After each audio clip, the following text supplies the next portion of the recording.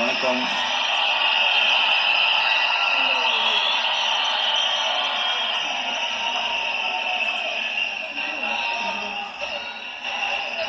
என்ன சொல்றது, எப்படி ஆரம்பிக்கிறதுன்னு தெரியல.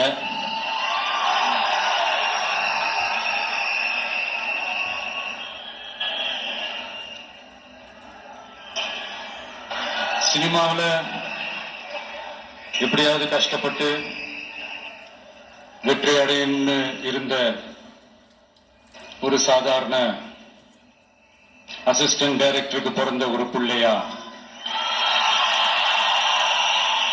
எனக்கும் வாழ்க்கையில வறுமைனா என்னன்னு எனக்கு நல்லாவே தெரியும்,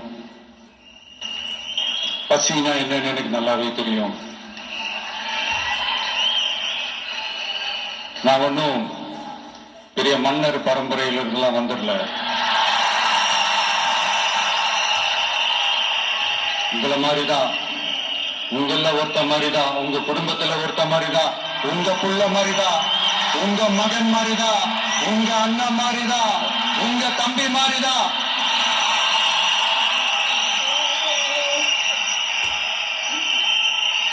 அப்படிதான் நான் உணர்றேன். நீங்களும் என்ன அப்படி நினைச்சதுனாலதான் சினிமாவில் எனக்கு ஒரு மிகப்பெரிய ஒரு இடத்த ஒண்ணு கொடுத்தீங்க. அதையெல்லாம் விட்டுட்டு உங்களுக்காக நன்றி கடன் செலுத்துறதுக்காக அரசியலுக்கு வந்த உங்க விஜய், இந்த விஜய், நீ வா விஜய், நாங்களா இருக்கோம், பாத்துக்கிறோம். விஜய் தம்பி நீ வா, நாங்க இருக்கோம். விஜய் தம்பி நீ வா, நாங்க இருக்கோம். அண்ணா நீ வாடா, நாங்களா இருக்கோம். நண்பா நீ வா நண்பா, நாங்களா இருக்கோம் சொல்லி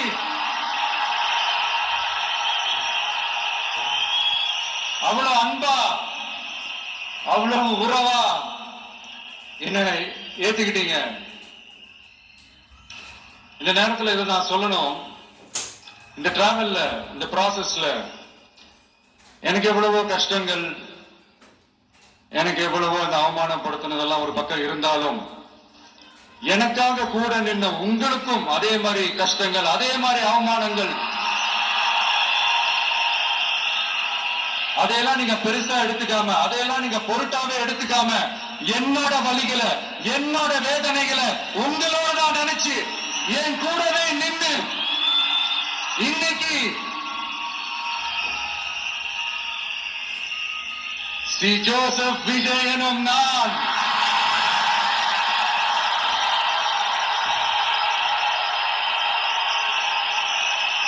அதை உண்மையாக்கி இருக்கிறீங்க. உண்மையிலே என்ன சொல்றதுன்னு எனக்கு தெரியல.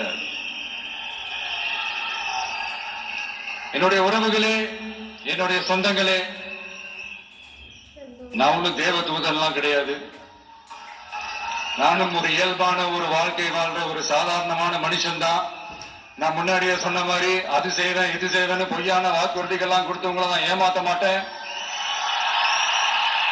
எது சாத்தியமோ அது மட்டும்தான் நான் செய்வேன். இம்மிடியா உங்க மனசுல ஒரு கேள்வி ஒண்ணு வரலாம், அப்ப சாத்தியம் இல்லாததை செய்ய மாட்டாங்களா, செய்ய முடியாதா அப்படின்ற ஒரு கேள்வி ஒண்ணு வரலாம். இத்தனை கோடி மக்கள் என் கூட இருக்கும் போது எது வந்தாலும் பார்த்துக்கலாம், என்ன வந்தாலும் பார்த்துக்கலாம் அப்படின்ற அந்த கான்பிடன்ஸ் என் மனசுல இருக்கு. இன்னொரு விஷயமும் நான் இங்க சொல்லணும். இன்னைக்கு நம்ம தமிழ்நாடு கவர்மெண்ட் இருக்கிற அந்த நிலைமையை பத்தி நான் உங்ககிட்ட நான் சொல்லணும். கிட்டத்தட்ட 10 லட்சம் கோடிக்கு மேல கடன் வாங்கி வச்சுட்டு போயிருக்கிற இன்னைக்கு அந்த தமிழ்நாடு அரசு இருக்கிறப்போ, கஜானாவை சுத்தமா தொடச்சி வலிச்சு வச்சுட்டு போயிருக்கிறப்போ, தூக்க முடியாத சுமையை ஏற்றி வச்சுட்டு போயிருக்கிறப்போ,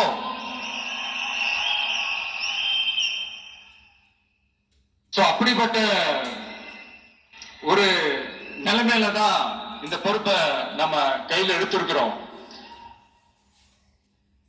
உடனே நீங்க நினைக்கலாம், என்னடா இவர் ஏதோ பொறி வச்சு பேசுறாரா அப்படின்ட்டு. அப்படிலாம் எதுவுமே கிடையாது. உள்ள போய் பார்த்தாதான் தெரியும் எது எந்த நிலைமையில இருக்குன்னு, என்ன இருக்கு என்ன இல்ல, எது எந்த நிலைமையில இருக்கு எது எந்த நிலைமையில இல்ல. சோ அதையெல்லாம் பார்த்துட்டு உங்களுக்கு ஒரு வெள்ளை அறிக்கையா அதை வெளியிடணும்னு நான் நினைக்கிறேன். ஒரு டிரான்ஸ்பரண்டான ஒரு கவர்மெண்டா, அதாவது இன்னைக்கு நம்ம தமிழ்நாடு கவர்மெண்ட் இந்த நிலைமையில தான் இருக்கு அப்படின்றத உங்ககிட்ட சொல்லிட்டு I just want to take it forward from there. அதைத்தான் நான் முதல்ல செய்யணும்னு நினைக்கிறேன். தமிழ்நாட்டை பொறுத்த வரைக்கும் யாரையாவது போய் ஏதாவது சந்திக்கணும் அப்படின்னா இந்த மூஞ்ச மூடிக்கிட்டு போய் சந்திக்கிறதோ, என்ன இந்த மறைமுகமா உங்களுக்கு தெரியாம போய் சந்திக்கிறதோ அப்படி எல்லாம் நான் செய்ய மாட்டேன். எதுவா இருந்தாலும் வெளிப்படையாக ஒளிவு மறைவு இல்லாம தான் நான் செய்வேன். இவ்வளவு பெரிய ஒரு பொறுப்பை என் கையில கொடுத்திருக்கிறீங்க, அதே நேரத்துல எனக்கு கொஞ்சம் அவகாசமும் நீங்க கொடுக்கணும்னு நான் ரிக்வெஸ்ட் பண்ணி கேட்டுக்கிறேன். நான் சொன்னதையெல்லாம் படிப்படியா நிறைவேற்ற நான் ட்ரை பண்ணுவேன், நிறைவேற்றுவேன். அதே நேரத்தில் எனக்கு கொஞ்சம் அவகாசம் கொடுத்தீங்கன்னா எனக்கு கொஞ்சம் உதவியாகவும் ஒத்துழைப்பாகவும் இருக்கும். இது உங்களுடைய ஆட்சி. பெண்கள் பாதுகாப்பை ரொம்ப ஸ்ட்ரிக்டா வச்சிருப்பேன். போதைப் பொருள் கலாச்சாரம் அதை கண்ட்ரோல் பண்றதுக்கு என்னென்ன ஸ்டெப்ஸ் எடுக்கணும், என்னென்ன முயற்சிகள் எடுக்கணும், இன்னிலிருந்து அதை நான் எடுப்பேன். நம்ம பசங்களை அதுல இருந்து காப்பாற்ற வேண்டியது நம்ம அரசனுடைய பொறுப்பு. அதே மாதிரி சட்டம் ஒழுங்கு எல்லாருக்குமான பாதுகாப்பை நான் உறுதிப்படுத்துவேன். என்ன அவமானப்படுத்துறவங்களாகவே இருந்தாலும், என்ன கஷ்டப்படுத்துறவங்களாகவே இருந்தாலும், அவங்களும் என் மக்கள் தானே. நண்பர்களாக இருந்தாலும் எதிரிகளாக இருந்தாலும் 8 கோடி மக்களும் என் மக்கள் தானே.